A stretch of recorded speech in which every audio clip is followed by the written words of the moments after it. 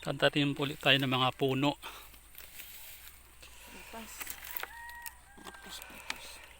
Kasi nakaraan mga tinanim natin na langka, wala, hindi nakasurvive. Sobrang init.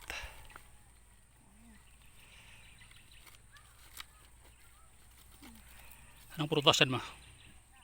Ano to, guyabano? Guyabano. Parang kasi mga langka tinanim natin. Hindi nakasurvive. Langka ba yun? Avocado yun? Hindi langka, may bukado. May langka ba dun? Wala.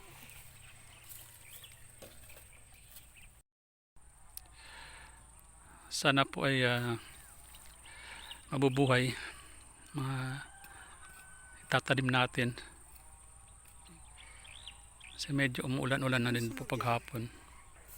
Asa yung tulos? Ay! Bakit nandyan pa? Oh, malayo yung ano natin.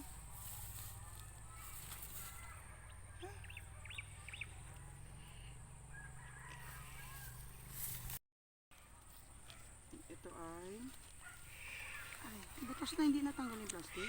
Tanggal mo plastic. Hindi, pagka nilagay, tanggal na siya. Tanggal. Ayan. Butas na siya. Patanggalin yung plastic.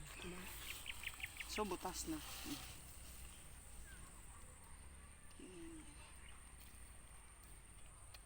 Ito ay atis.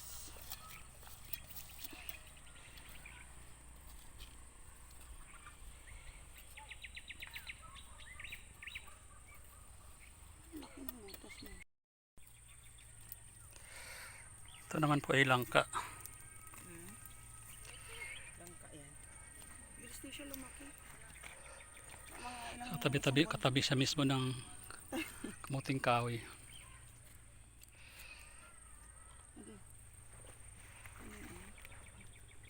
Hindi natin dyan, baka mabuhay.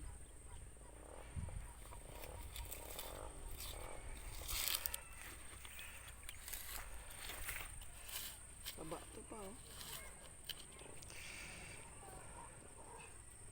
Nalingsing na.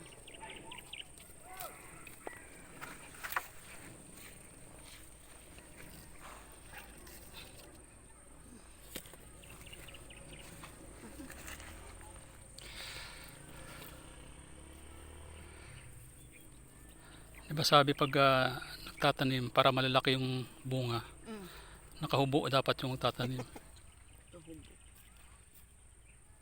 Baka Para mamaya, daw malaki yung bunga. baka mamaya walang ano, walang laman. Tama po ba? Yan po langka po yan.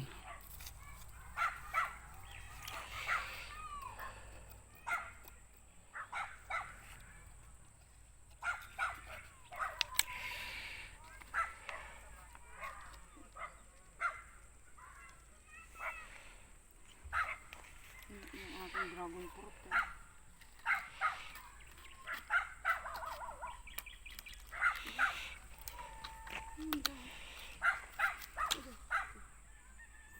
Bato. Ano nga pa yan? Dapat pala ganyan, nawagag-wagag. Pinatupo po namin doon sa baba. Ito pa, dapat Nakit po namin dito. Tanim ulit tayo. Baka makasurvive dahil papunta na sa tag-ulan. Nakaraan kasi December po yata yun kami nagtanim dito. December o November, wala. Dito na nakasurvive. Dahil sobrang haba ng tag-init. Ilang buwan na walang ulan. Hindi nakasurvive po yung mga tinanim natin. Mga puno. ito isa, eh.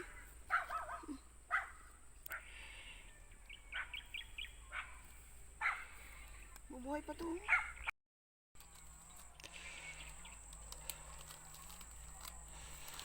Mangustin. Yung natira yung kasama ng mga ano.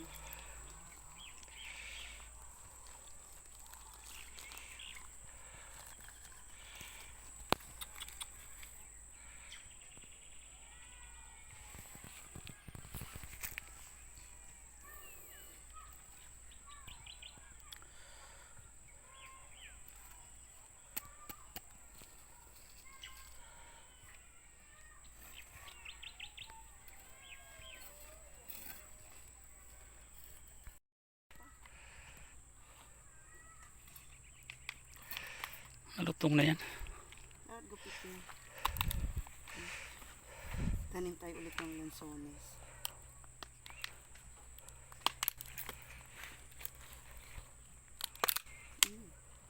Wala tayong gunting.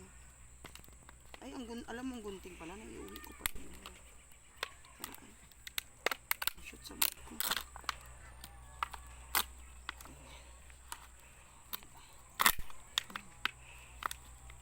Taob mo na lang. Laglag yan pag tanaob lang. Ay, kaso lang, baka matanggal. Hindi ah.